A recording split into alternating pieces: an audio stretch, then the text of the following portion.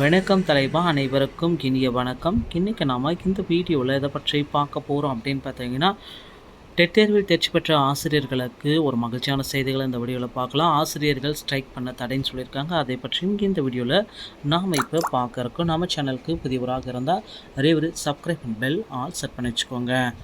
தமிழகத்தில் பார்த்திங்கன்னா டெட் தேர்வில் தேர்ச்சி பெற்றவர்களுக்கு விரைவில் பணி நியமனம் வழங்கப்படும் அப்படின்றதையும் குறிப்பிட்டிருக்காங்க.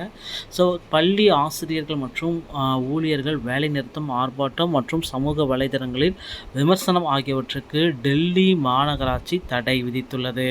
தடையை மீறுவோர் மீது கடும் நடவடிக்கை எடுக்கப்படும் எனவும் எச்சரித்திருக்காங்க. இது குறித்து டெல்லி மாநகராட்சி கல்வித்துறை ரோகிணி மண்டல இயக்குனர் ரிஷிபால் ரணவத் பிறப்பித்துள்ள உத்தரவு, மாநகராட்சி பள்ளி ஆசிரியர்கள் ஊழியர்கள் வேலைநிறுத்த போராட்டம், ஆர்ப்பாட்டம் மற்றும் சமூக ஊடகங்களில் விமர்சனம் செய்ய தடை விதிக்கப்பட்டுள்ளது. தடையை மீறுவோர் மீது கடுமையான நடவடிக்கை எடுக்கப்படும். மேலும் அங்கீகரிக்கப்படாத சங்கங்களிலிருந்து கல்வித்துறை ஊழியர்கள் விலக வேண்டும் என்று கூறியிருக்காங்க. ஸோ இது பார்த்திங்கன்னா அடுத்தடுத்து பார்த்திங்கன்னா தமிழக அரசுக்கும் இது பொருந்தும் கூட விரைவில் நம்ம நடத்த இந்த மாதிரி ஒரு விதிகளை கொண்டு விட்டுருவாங்க.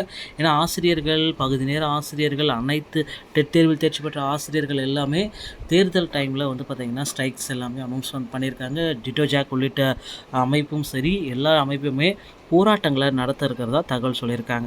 இதனால் பார்த்திங்கன்னா பள்ளி கல்வித்துறை தேர்தலுக்கு முன்னாடி பார்த்திங்கன்னா இது மாதிரி போராட்டங்களை நடத்த தடை அப்படின்ட்டு டெல்லி மாநகராட்சியில் போட்டது போல் தமிழகத்திலையுமே அமலுக்கு வருவதற்கு வாய்ப்புகள் அதிகம்.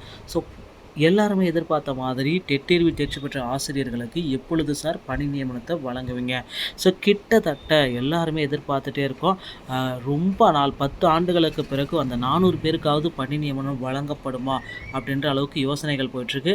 டெட் தேர்வில் தேர்ச்சி பெற்ற 400 பேருக்கு கோர்ட்டில் கேஸ் போயிட்டுருக்கு. அதோடைய இறுதி தீர்ப்பு என்று இல்லைன்னா நாளை வெளியாகும் அப்படின்ற ஒரு எதிர்பார்ப்புகள் இருக்குது. கண்டிப்பாக டெட் தேர்வில் தேர்ச்சி பெற்றவர்களுக்கு ஒரு புதிய மறுமதிப்பீடான தீர்ப்பு எதிர்பார்க்கலாம். வயது வரம்பு விதிகளில் மாற்றப்பட்டு டெட் தேர்வில் தேர்ச்சி பெற்றவர்களுக்கு உண்டான உடனடியான நியமனத்தை கொடுப்பாங்க அப்படின்றத எதிர்பார்க்கலாங்க.